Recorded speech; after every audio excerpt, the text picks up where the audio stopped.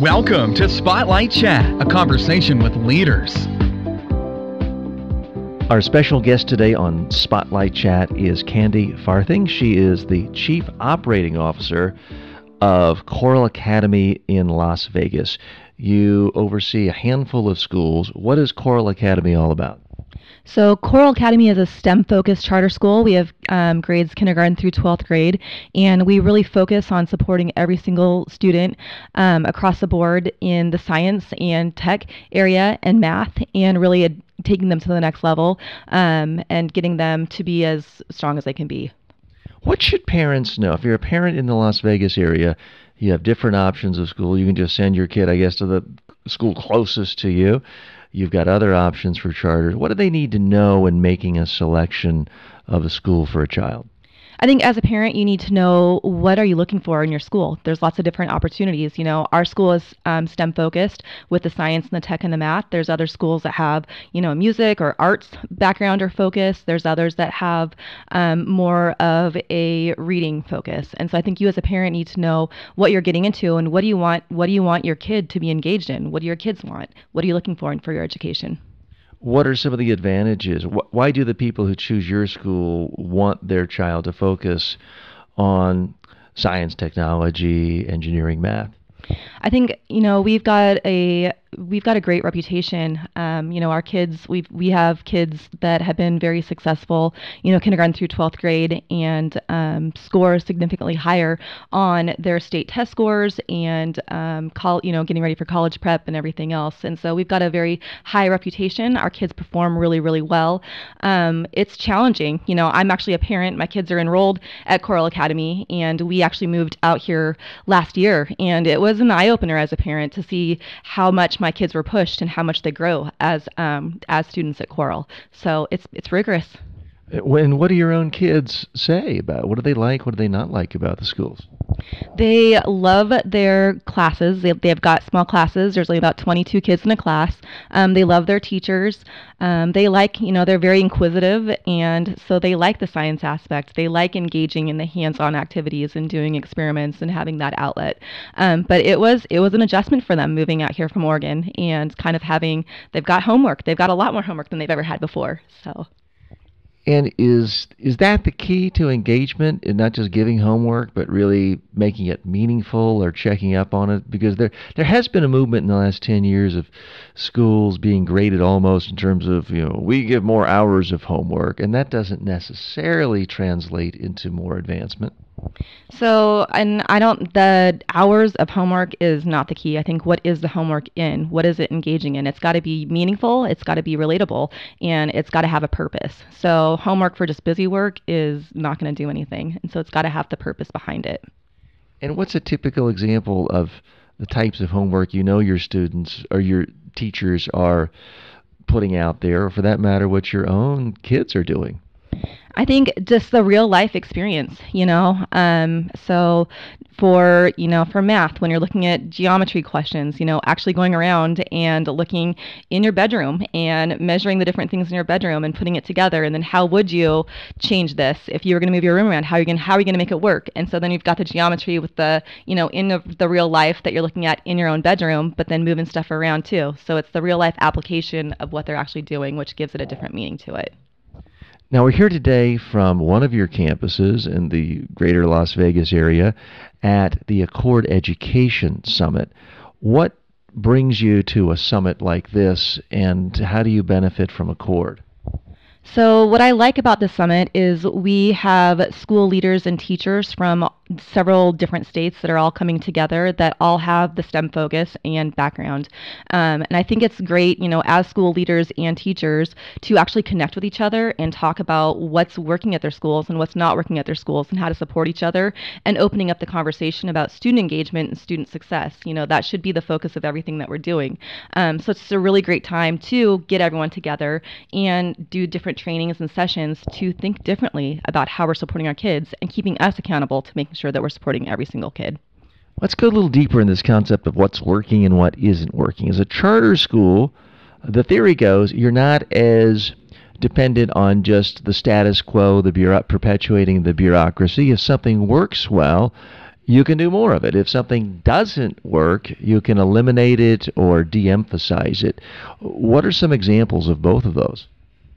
As far as what's working. What's working that you better here that you think traditional schools aren't doing, that you've figured out, okay, we're getting good feedback, let's invest more in that, or let's spend more time, or bring in more teachers on that. On the other hand, are there things you've tried and you just didn't get much of a response from students or parents, and you decided to de-emphasize that the next year? So I think with charter schools in general, it's a school of choice. And so I think that's part of, I think that offers more options for parents. And I don't think it's one size fits all. And I think that as a charter school, what's worked well or helped us be successful is looking at what our unique needs are for our kids and what our population is. And I think we have to identify what are our core values and expectations that we all believe in that's going to be consistent across all campuses.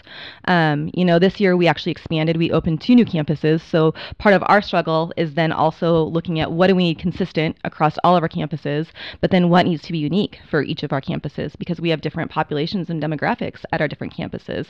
So I think it's a balance of what is working well, what isn't working well, why is it not working well, and then how do we improve upon that.